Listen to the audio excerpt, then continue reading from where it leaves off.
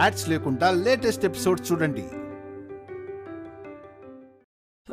Master, ఇటు చూడాలని చెప్తున్నాను కదా.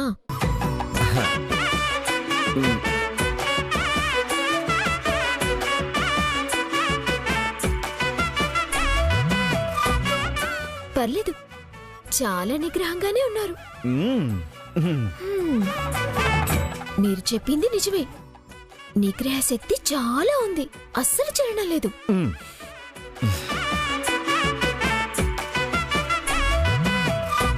అలా చూస్తున్నారేంటండి? మీరే పందానికి రెడీ అన్నారు కదా. సరే, ఇప్పుడు చూద్దాం మీ నిగ్రహ శక్తి ఏంటో.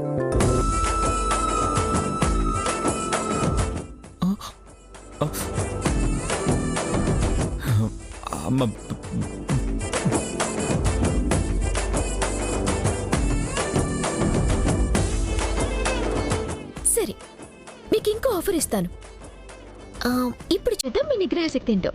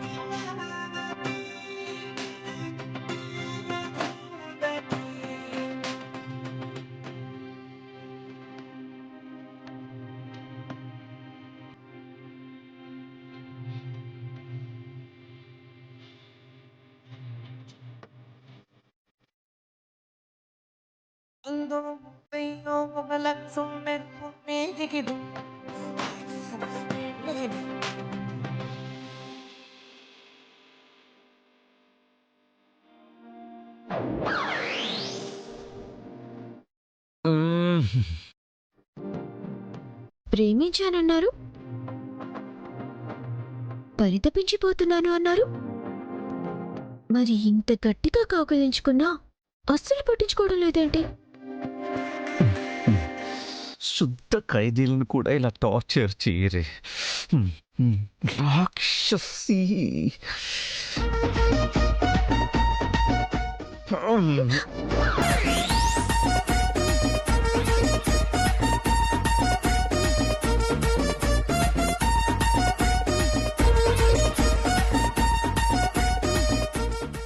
ప్లాన్ మొత్తం వేస్ట్ అయింది. ఏం చేయను ఇప్పుడు? ఐడియా. సరే, మీకు ఒక ఆఫర్ ఉంది. ఇప్పుడు మీరు నాకు ఒక ముద్దిస్తే బదులుగా నేను మీకు 100 ముద్దులు ఇస్తాను.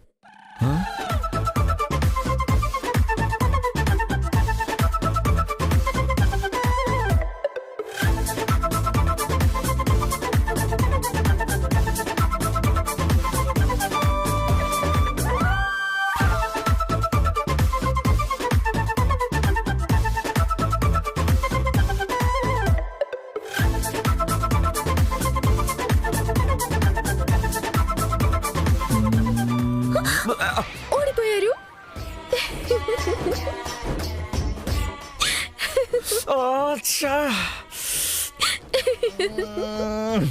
రాక్షసి.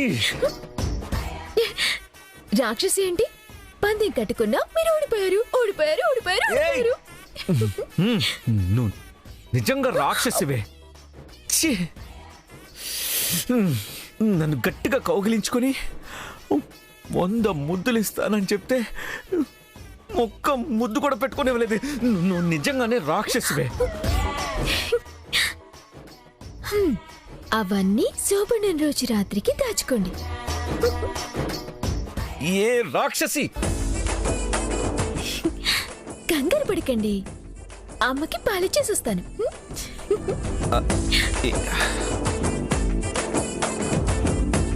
అందాల రాక్షసి, రాక్షసివే నువ్వు.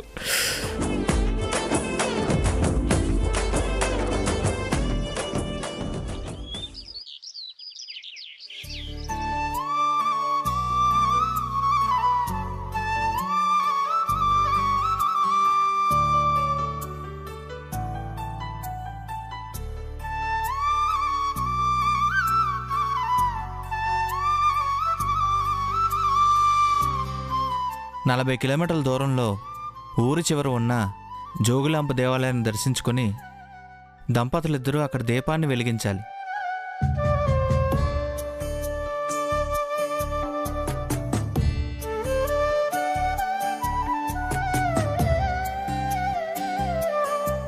సాయంత్రం 40 కిలోమీటర్ల దూరంలో ఉన్న గుడికి వెళ్లి దీపం వెలిగించి అదే రోజు రాత్రి మీరు పెట్టిన ముహూర్తానికి తిరిగి రావడం అంటే కుదిరే పని కాదేమో పంతులు గారు.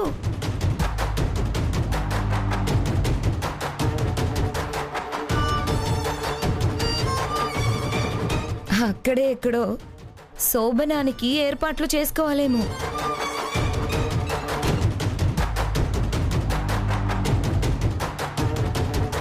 అక్కడ ఎక్కడ ఏర్పాట్లు చేస్తారు?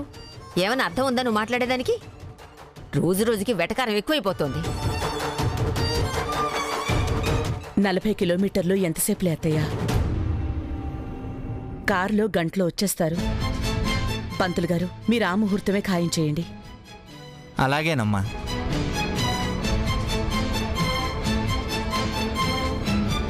కానీ ఇంకో ముఖ్య విషయం.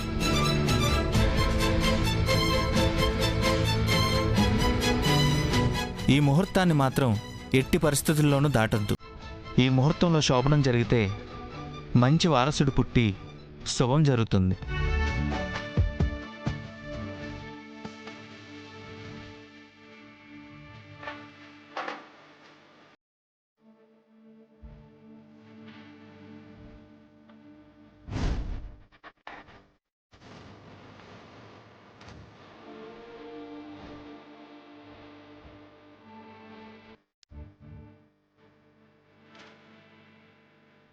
లేదంటే దంపతులిద్దరూ కలవడమే కష్టమవుతుంది. అన్ని ఆటంకాలే ఎదురవుతాయి.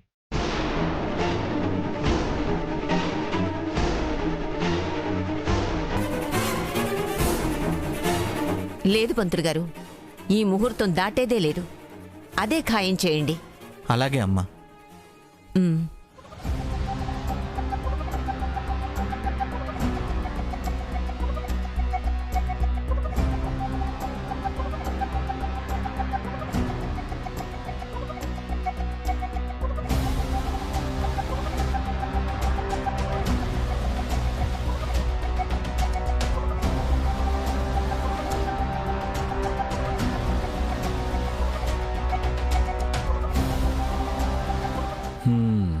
ముహూర్తం ఫిక్స్ అయింది. ఈసారి తప్పించుకోవడం కుదరదు. సిగ్గులేదు మీకు? ఎక్కడే మాట్లాడాలో తెలీదు. ఆ ముహూర్తానికి శోభనం జరిగితే మంచి వారసులు పుడతారా, లేదంటే ఆటంకాలు ఎక్కువవుతాయా? అలా అయితే ఎందుకు శోభనం జరగనిస్తాను? ముందు నేనే ఆటంకం సృష్టిస్తాను.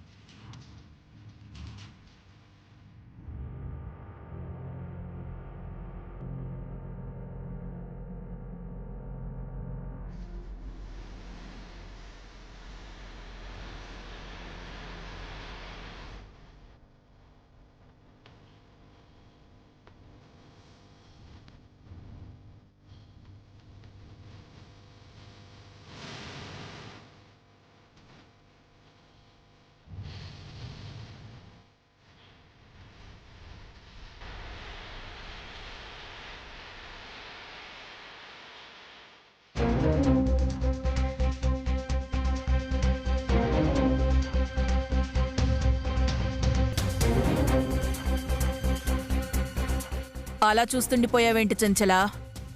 నాచారమ్మా, ఇది నిజంగా నీ కోడలేనా లేక వైదేహీనా?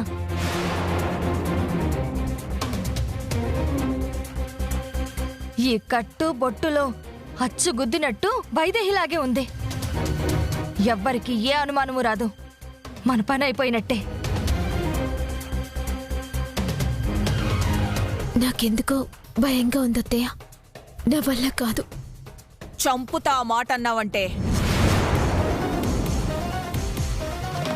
భయం ఎందుకే? మొగుణ్ణి ఏ భయం లేకుండా చంపావు కదా, ఇప్పుడు ఈ పని చేయడానికి భయం వచ్చేసిందా? అత్తయ్య, నేను ఆయన్ని చంపలేదు. వైశాలి, నువ్వు నిజంగా నీ భర్తని చంపానని చెప్పినా మీ అత్త నిన్నేమీ చెయ్యదు.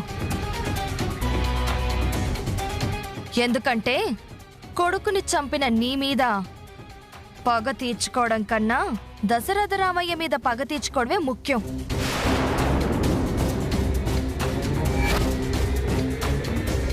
అందుకే నిన్ను చంపబోయి కూడా దశరథ రామయ్య మీద పగనగానే ఆపేసింది.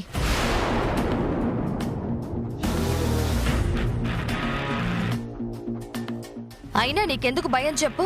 ఆ ఇంట్లో ఎవరున్నారో, ఎవరు ఏమవుతారో, ఎవరితో ఎలా మాట్లాడాలో అన్నీ నీకు చెప్పాం. ఇంకెందుకు భయం? ఒకవేళ ఎవరికైనా అనుమానం వస్తే? రాదు. ఎందుకంటే ఈరోజు సత్యనారాయణ వ్రతంలో వైదేహి ఏ చీర కట్టుకుందో, ఏ నగలు వేసుకుందో అవే నీకు వేశాం. ఎవ్వరికి ఏ అనుమానమూ రాదు. అలాగే నీకు తోడుగా ఒక ఆవిడ్ని పంపిస్తున్నాం, సత్యవతి.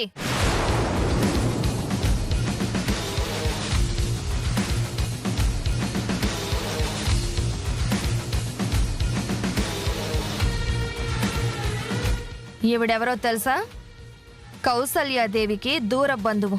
ఆ ఇంట్లో అందరూ తెలుసు. నిన్న ఆ ఇంట్లో పెట్టి వైదేహిని ఇక్కడికి తీసుకొచ్చే బాధ్యత తనది. మరి వైదేహిని ఏం చేస్తారు? తెచ్చి ఇంకో పెళ్లి చేస్తాం. నీకెందుకే? నోరు మూసుకొని చెప్పిన పని చెయ్యి పో.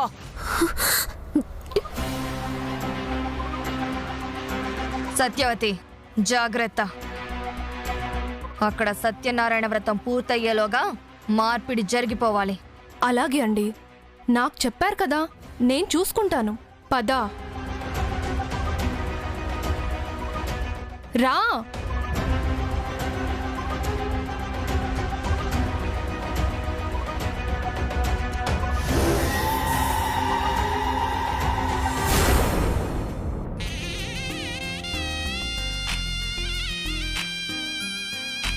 ఓం లక్ష్మీనారాయణాయ నమో నమః. మహాలక్ష్మీ దేవతాభ్యో నమః. హరి ఓం రమా సత్యనారాయణ స్వామినే నమో నమః. ఓం నారాయణాయ విద్మహే మహాదేవాయ ధీమహి తన్నో విష్ణు ప్రచోదయాత్. కాత్యాయనాయ విద్మహే కన్యాకుమారి ధీమహి తన్నో దుర్గి ప్రచోదయాత్. ఓం రమా సత్యనారాయణ స్వామినే నమో నమః. శ్రీమన్మహాగణాధిపతే నమః.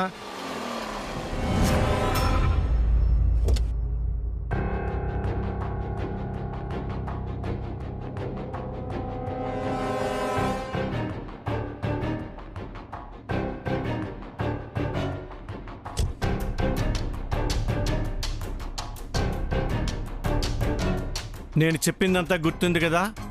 ఎవ్వరికీ ఏ అనుమానం రాకుండా జాగ్రత్తగా పని పూర్తి చేసుకురండి. అలాగే. చెప్పింది గుర్తుంది కదా?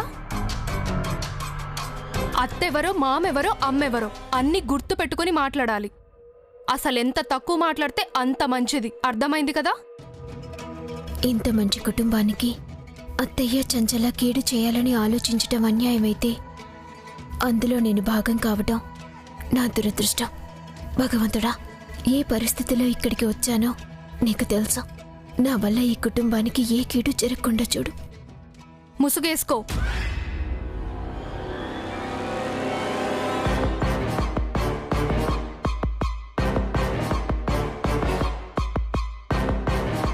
పదా.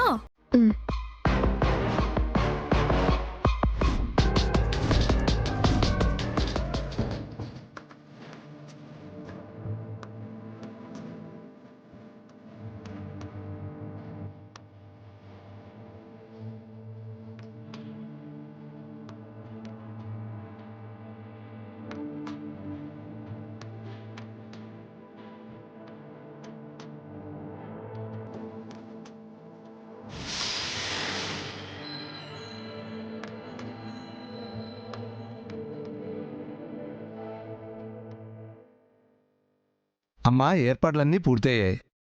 అమ్మాయి వస్తే పూజ మొదలు పెడదాం. వచ్చేస్తుంది పంతులు గారు. ఊర్మిళ, వైదేహి రెడీ అయిందో లేదో చూడు. అలాగే అత్తయ్య. ఓం లక్ష్మీనారాయణాయ నమో నమః. మహాలక్ష్మీదేవతాభ్యో నమః. హరి ఓం రమా సత్యనారాయణ స్వామినే నమో నమః. ఓం నారాయణాయ విద్మహే మహాదేవాయ ధీమహి.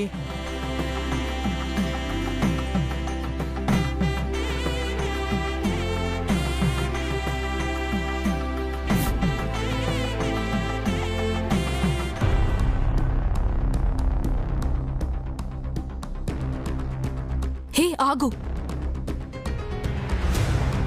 అదిగో ఆవిడే మీ అమ్మమ్మ. జాగ్రత్తగా ఉండు. ముసుగు సరిగ్గా కప్పుకో.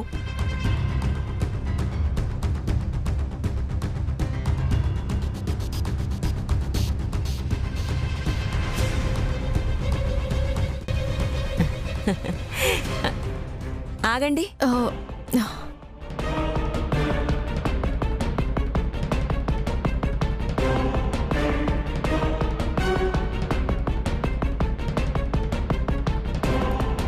ఎవరు మీరు?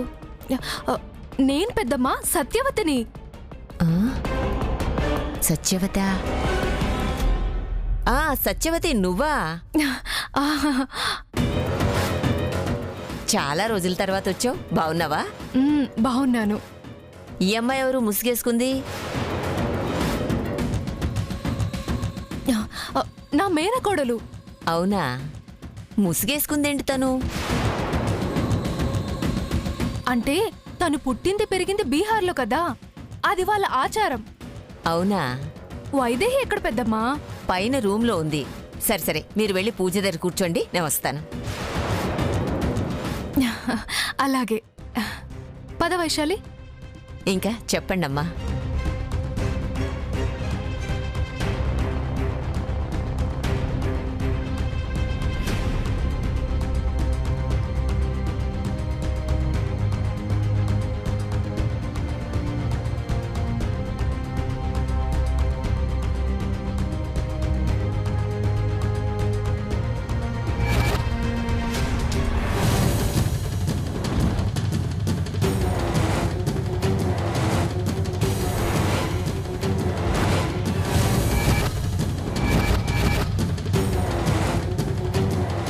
నాకిప్పుడు సంతోషంగా ఉందమ్మా.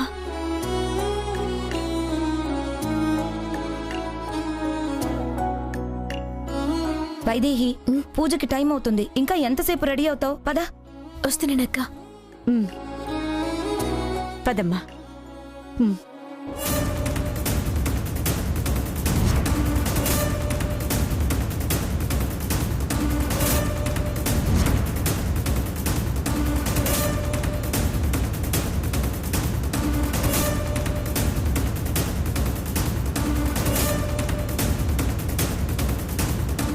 ఆగండి.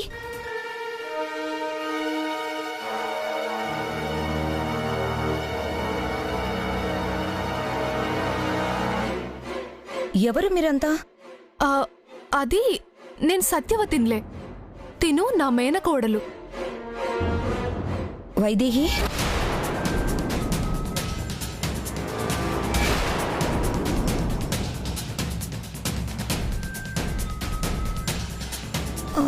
ఇప్పుడే పైన ఉన్నావు కదా నువ్వు, ఇంతలోనే కింద నుంచి వస్తున్నావేంటి?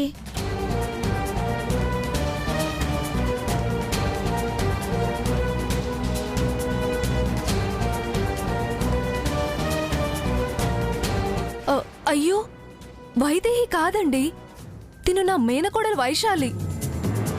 వైశాలియా? అవునండి.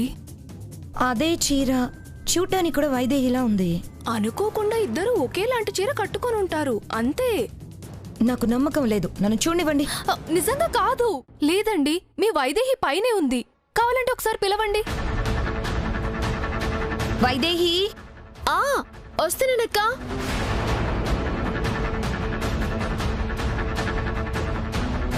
చెప్పాను కదా పైనే ఉందని.